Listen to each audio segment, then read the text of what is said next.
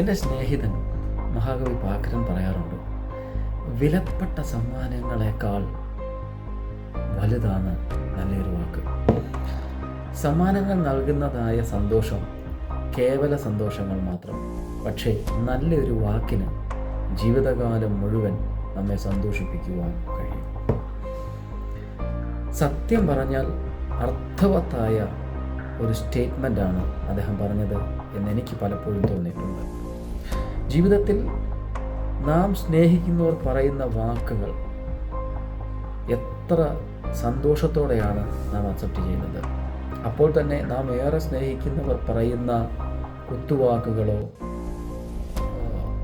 താഴ്ത്തി സംസാരിക്കുന്ന വാക്കുകളൊക്കെ കേട്ട് കഴിയുമ്പോൾ നമുക്ക് നമ്മോട് തന്നെ വിഷമം തോന്നാറുണ്ട്.